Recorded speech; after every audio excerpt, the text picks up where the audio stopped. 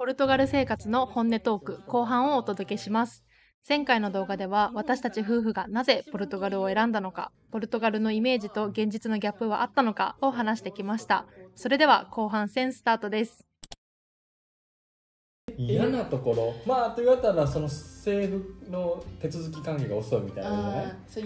嫌なところっていう、今日は本音でっていうことなんで、なるほどね。嫌なところって私がやっぱ思うのは、なんかその段階が分かれてたかなと思ってて、その最初に来た時の最初の段階でもうポルトガルで生きるために必要な手続きとか、その居住カードをもらうとか、本当に銀行を開設するとか、そういう段階の時は、本当結構嫌なことは多かったかもしれない。なんか手続きが遅いとか、いつまでたっても予約できないとか、そういうのの結構最初の段階は私はそこがきつかったかもしれない。まあ確かにな。でもそれは本当生きるためのことが思うように進まないっていうのが結構ストレスだったのかなと思ってて、そう居住カードは嫌な。ビザがすごかったな。それがなかったらヨーロッパっていうかポルトガルも出たらあかんし、もちろん日本にもね帰れるか分からへんみたいな、その時まだ若干コロナでポルトガル国内もゴタゴタしてたし、あとなんかウクライナのなんか移民の方も来るから、そのビザのかけがごちゃごちゃになってるみたいになってて、別電話するとなんか別に日本に帰っても大丈夫っていう人もおれば、いや今は出ちゃダメだみたいな、でなんか大学のそういうところに聞くと、あなたはもう違法で住んでますこんな緊急事態だみたいな感じで初めて言われた、あなたはイリーガルですってイリーガルの人生でジムの人にめちゃくちゃ怒られるというか、もうね、うわもうこんな子ダメみたいな、あなたイリーガルよみたいな言われたりとか、何やねんみたいな感じだったしな。あれの時期は1年目は結構ストレスだったなと思う。でそういう機関に問い合わせ電話して日本に帰らないといけないです。じゃあここの土地行ってくれたらってその土地が1時間ぐらいかかるところな、バスが 1,2 時間ぐらいかかるところで、まあそこまで行ってやったらなんとか手続きってできるんかなと思って行ったら、いや別にそんなんできないよみたいな。門前払いよね。門前払い一泊して行ったのにね、結局あんなんとかもう考えられんけど日本だったら、そうまあそこら辺はある程度覚悟してたけど、やっぱりちょっと想像を超えたかもしれないな、そこは。そうだね、なんか分かってたことだったけど、いざやっぱりネットで見る情報と自分の身に降りかかることで考えると、やっぱりちょっとあの時期はしんどかったかもな。あれはちょっと予想外やったな。ちょっと、そういうのは覚悟してくる。てかもう本当他の国で生きるってこういうことかなと思って。そこを超えられない人はポルトガルはきついんじゃないかなと思いますね。ほんまに大変だとそこなんか。でその大変なレベルが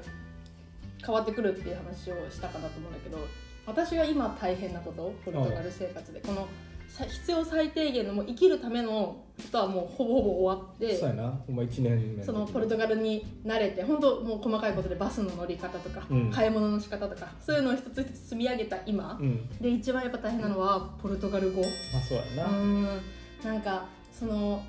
今は生きてはいけるけど、さらにこの生活を充実させるためにはやっぱりポルトガル語で人とコミュニケーションを取っていくっていうのが今の悩みで、なんかもうポルトガル語は本当ゼロから2年前ゼロからスタートしてちょっとずつ積み上げてきたけど、なんかもうずっとこの辺にいる感じ。確かにね。でなんかなかなかやっぱネイティブの人と喋ると分かんない単語だったり早すぎて分かんないとか、もうなんかそんなでいつもハテナみたいな感じになってるのがもう悔しいし、そこが今の一番のポルトガルの私の生活大変ポイント。そうやな。どうです？僕が研究してるところでは全部英語だから、ポルトガル使わなくて、英語でコミュニケーションが取れる、別に研究に関して滞ることはないけど、やっぱ楽団やな。所属してる楽団1月にこっちにポルトガルに来て、もう2月にその楽団に入ったから、その人らの付き合いが結構もう長い 2年半ぐらい経ってて、その楽団の人たち、で全然コンサートも出たりとかしてて、で何時に集合、この日に何時集合、そこら辺は分かっていけるけど、でもその必要事項ぐらいでしか喋ってないから、そうだから必要最低限のところはいけるねんけど、この2年半経ったらもっとポルトガル語喋れたら結構いい関係になれるんやろうなと思いながら、もう一個踏み込みたい感じがするよな、うん、もう一個喋れるようになってたらもっと友達になれるやろうなって感じがするな。そうだ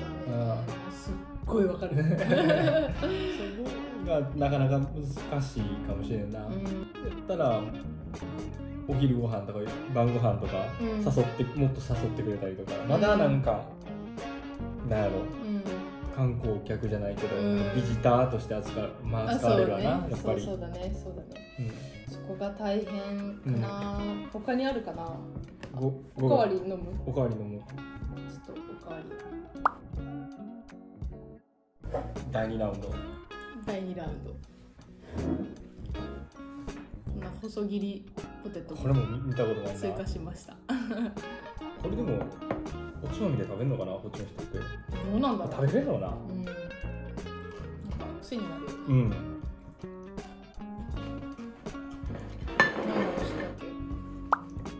あ、それ語学？よくポルトガルは英語だけで生きていけますみたいな人いると思うんですけど、まあ、もちろん場所にもよると思う。リスボンで、そういうポルトガル人で英語喋れるコミュニティに入ればいけると思うけど、やっぱしでもリスボンの人はやっぱ英語じゃない、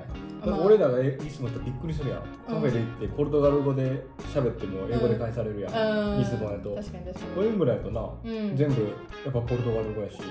カフェ行って英語で話せることがないよな、絶対に。そうだね、リスボン行ってびっくりするもんな、っていうぐらいからリスボンは多分英語なんやろうな。そっか、リスボンだから英語で生きていけるんだ。やっぱそうなんじゃない？やっぱ英語じゃ無理って言ってもいいぐらいポルトガル使うとかあるよな。コインブラはそうかも。コインブラ、いやでもっ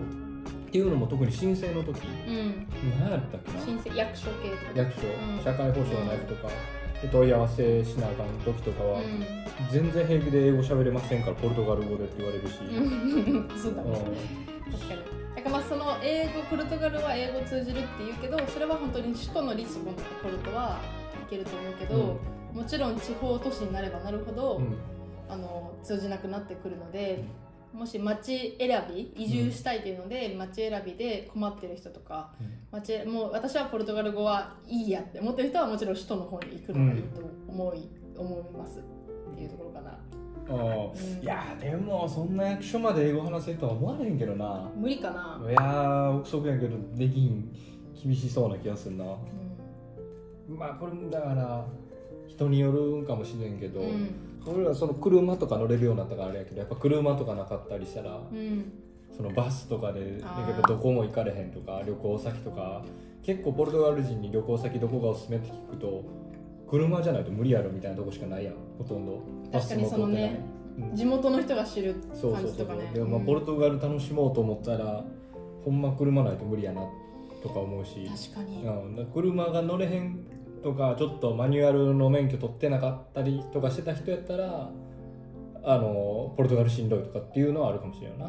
なんかその公共交通機関だけで行ける場所って限られてるよね、本当に。なんかポルトガルいつだ買ったの？1年前ぐらい？2年目に車買ったんだよね。やっぱりその買う前と買った後だとちょっと充実感が違うよね。全然違うな、やっぱり。なんかその本当に家の近くの話もそうだし、その旅行っていうところで車でしか行けない場所に結構行ったりもしたので、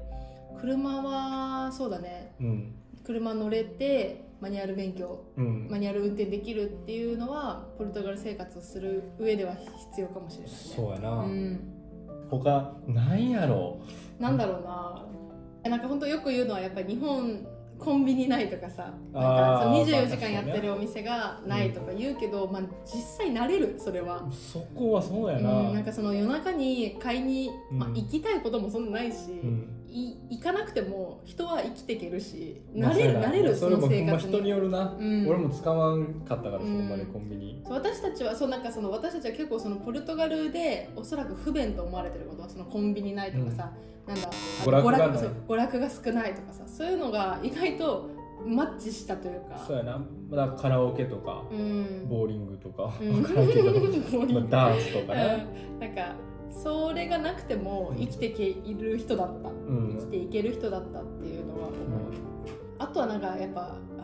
話戻っちゃうけど、食事かなと思ってて、結構自炊をする人たちなので、その自炊する時は結構日本食作ることが多くて、日本食はそこで満たされるし、まあ必要最低限の日本食は満たされるしっていうのもなんか健康で生きていけてる理由なのかなとは思う。なんかもしその自炊ができなくて外行ったらなんかまあずっと外食そんなに重くないよといえどもずっと外食みたいなのが、まあ確かにな、松屋とかすき家みたいなのなくてそこでも困るっていう人はあるかもしれないな。そういうファストフード系はやっぱハンバーガーとか、マクドぐらいしかないもんな、そのタコスケバブとか、ずっとまあそれを食べ続けるのも大変だしね。まあな、他の多分ヨーロッパの国と比べて日本食レストランというのも少ないと思うのでポルトガルは。そういったところでも日本食をもしもう欲しまくる人は自炊ができないとちょっと大変かもしれないなとは思う。でも自炊できてもできひん料理あるやん、寿司もそうやし、ラーメンとか、でもラーメンいったらもう笑ってまうぐらいのクオリティやったりするけどな、ポルトガルだからそこもしんどかったらしんどいかもしれんな。そうだね、たまにテレビとか YouTube で日本料理ができてうわーってなるよな、焼肉とかな、食べたくなるね、そうそれは多分他の都市の方があるかもな、ヨーロッパとかそうだね、フランスとかの方がポルトガルは一番少ないと思う、リスボンとかまだあるとは思うけど、他のね本当に、他の国行くとびっくりするもんね、なんか、歩けば日本食レストランみたいな、日本人がやってるから置いといて、いっぱいあるっていうのはすごいあるかな。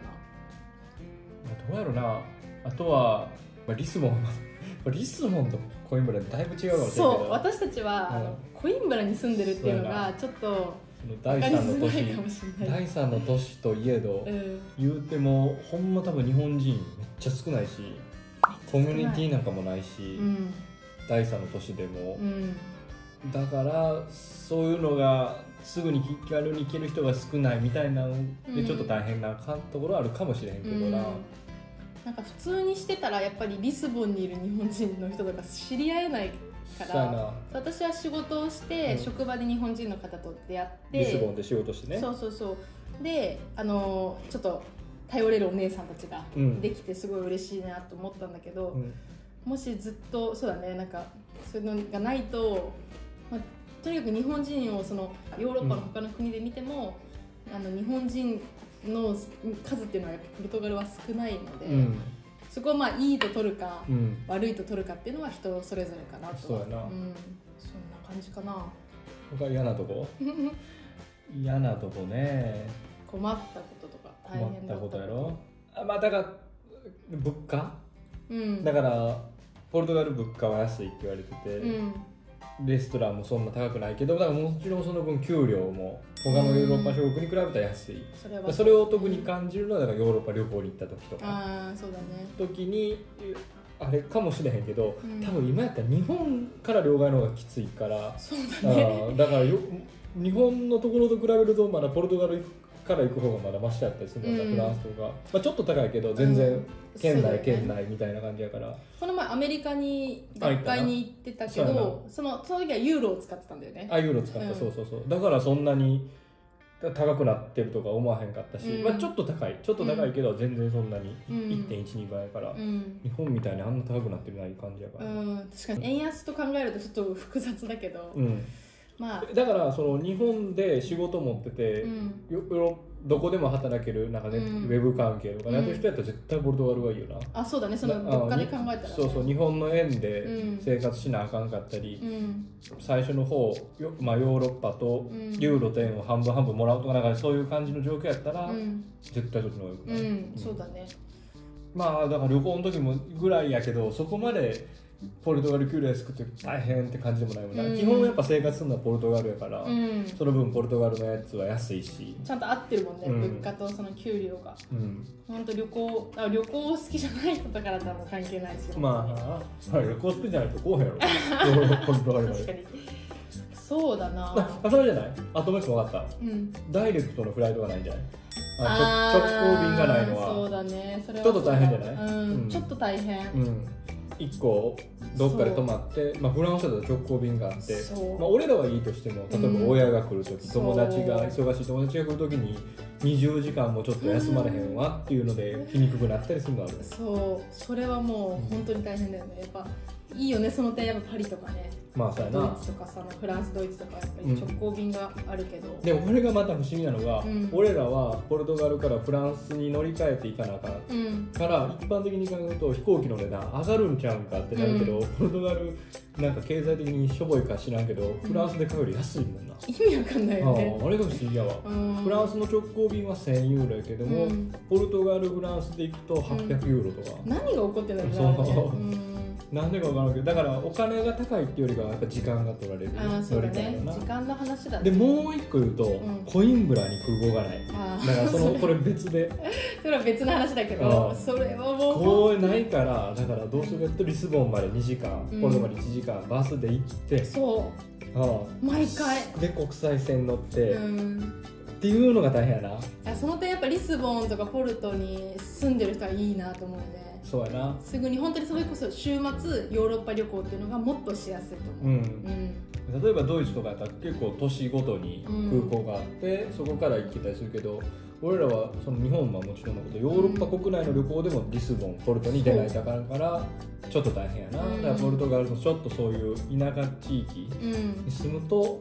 大変っていうのはあるかもしれない。そうだね、それはあるかも。なんか複雑ですね、ポルトガルに住むっていうのもそうだし、今私たちコインブラ住んでるっていうのでちょっと両方のところで困ってることが出てきてるわけだけど、でもお金では困らへんねんっていうのも、そのリスボン2時間かかるけどバスは4ユーロとかな破格の値段だもんね。600円700円やから別にお金があれっていうわけじゃないんですけど、それはそうだわ、時間だね。ちょっとそれが高かったりするよな。だから時間が無限にある人は大丈夫だけどまあそうやな、だからそのリスボン、ポルトガルはマイナーな国やから、高いってわけじゃないな、空港ヨーロッパ内も、この前のハンガリーとかクロアチアとかも、40ユーロとか片道、30ユーロとか安いのとかあるから、その安い日にちで行ってるけど、そこもだからいいよな、高くなるわけじゃないから。そうだね、本当に日本の多分国内旅行をするより安く飛行機変えて、ヨーロッパ国内を移動できる、旅行できるのはすごいやっぱいいよね。なんせやっぱ旅行好きなんで我々、そこはいいなと思うし、皆さんにも動画でもいっぱい届けていきたいところではありますね。国民性じゃない？だからやっぱり人、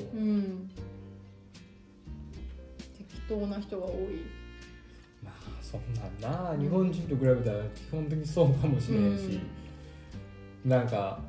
来週はねちょっと行こうねみたいな全然行かへんしなもっと日本やったらな、今度行けたら行こうって行かへんとかあるけど、来週の水曜日7時にここのご飯屋さんでって言って行かへんからな、全然連絡来へんとかあるからあれすごいよね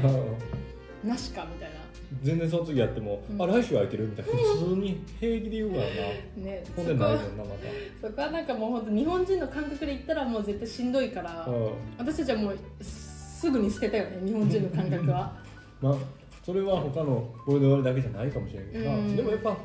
他の国に比べても話しやすそうな気するよね、ポルトガル人。なんか私のイメージね、最初なんかすごいネット情報だと人が優しいっていうのがあったから、調べたらなんかその人が優しいって書いてあるじゃん。でも実際来たらなんか思ったより冷たいって最初思った。例えばそのすれ違うだけで挨拶するとかさ、あるじゃん、ヨーロッパの人はみたいな、なんか、お店入ったら挨拶とかあるかもしれないけど、その誰にでも挨拶するとかさ、なんかあるのかなと思ったら、ポルトガル最初に来て全然挨拶しないじゃんみたいなちょっと思ってたより冷たいじゃんって思ってたのね最初は。でも誰かとその関係ができてきて、何回も会う間柄になると、本当に優しくなるっていうか、優しい。だか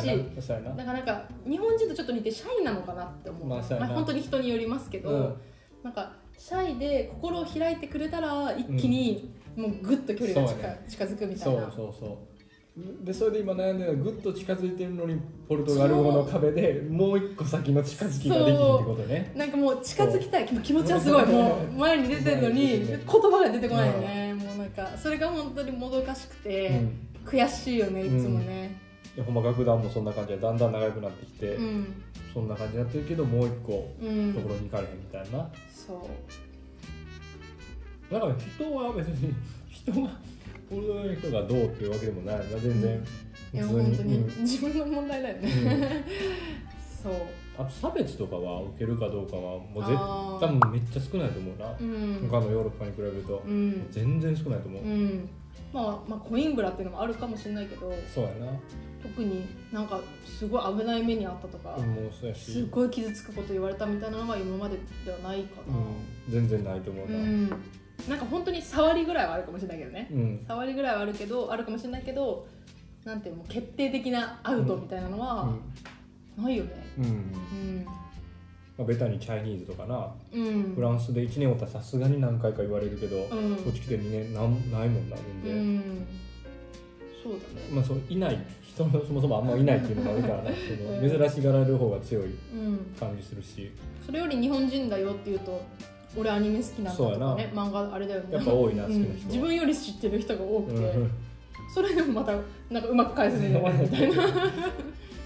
そうやな、だからそこもそんなにやし、むずいよな、この探すことが。多分自分のその YouTube チャンネルのためにポルトガルを上げたいとかじゃなくて、本当に結構考えるぐらいポルトガルの悪いところってあるかなみたいな、ほんまそうやと思うな、ぐらい今の生活は別に困ってないし、楽しくやってるっていう感じですかね。まあそうやな、まあ他の気になる人だとここどうなんですかっていうのがあったら教えてほしいよな。逆に、そうなんか本当にポルトガル海外住んでる人でとかもおったりしてな、見てて、でその人たちが私の国はこうですけどそっちどうですかっていうのがあったら、確かにみたいなのがあるかもしれんから。そうだね、なんか思いついたら全然皆さんに伝えていきたい、これからも。もう今の時点だと、結構そんな感じかな。こんなちょっと雑談系で、どのぐらい皆さんのご参考になったかわからないんですけども、お酒も進んで、いや、よかったです。美味しかったです。そうだね。これもっと食べたいねんけどな。ね、これ美味しいよね。すみません、つれづれなるままにお話をしてきたんですけども、これにてなんかちょっとラジオっぽくなったのかな。そうか。これにてポルトガル生活のぶっちゃけ本音トークっていうのを終わりにしたいと思います。本当に長々と話してきたんですけど、皆さんお付き合いいただいてありがとうございます。もし動画のリクエストとかあればコメント欄でいただけたらすっごい嬉しいので、ぜひよろしくお願いします。ではまた次の動画でお会いしましょう。バイバイ、チャオ。